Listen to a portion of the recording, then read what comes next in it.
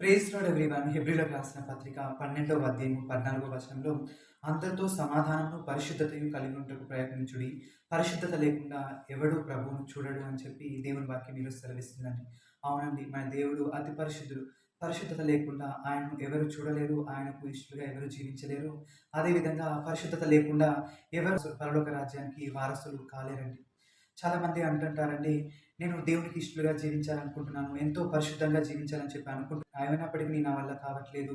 ఏదో ఒక మిస్టేక్ చేసి నేను అపవిత్రంగా జీవించే వారిగా ఉంటున్నాను, మళ్ళీ పడిపోయే వారిగా ఉంటున్నాను అని చెప్పి బాధపడే వారిగా ఉంటుంటారండి. కానీ మనం పరిశుద్ధంగా జీవించాలంటే ఏం చేయాలంటే, ఫర్ ఎగ్జాంపుల్, మనం ఎవరినైతే ఎక్కువగా ప్రేమిస్తామో వారి కొరకు మనము ఏదైనా చేసేవారిగా ఉంటామండి. ఏదైనా విడిచిపెట్టడానికి కూడా సిద్ధంగా ఉంటాము. వారి ఇష్టాలే మన ఇష్టాలు కూడా అయిపోయే విధంగా ఉంటాయి. కాబట్టి మనం కూడా ఎప్పుడైతే దేవుణ్ణి ఎక్కువగా ఇష్టపడతామో, ఆయనకు మొదటిగా ప్రియారిటీ ఇచ్చేవారిగా ఉంటామో, ఆయనను మొదటి స్థానంలో పెట్టేవారిగా ఉంటామో, అప్పుడు మనకు ఆయనకు ఏది ఇష్టమో, ఏది ఇష్టం లేదో మనకు దేవుడు తెలియచెప్తాడు. కాబట్టి అప్పుడు మనము ఈ అపరిశుద్ధ అన్‌హోలీ థింగ్స్‌ను మనము ఓవర్‌కమ్ చేసేవారిగా ఉంటాము. మనము పరిశుద్ధంగా జీవించేవారిగా ఉంటాము. దీనివల్ల మనము దేవునికి ఇష్టలుగా జీవించేవారిగా ఉంటాము. ఆయనను మనం చూడగలుగుతాము. అదేవిధంగా ఆ పరలోక రాజ్యానికి మనము వారసులము అవ్వగలుగుతామండి. కాబట్టి మనము పరిశుద్ధత కలిగి జీవించడానికి ప్రయత్నించే వారిగా ఉండాలి.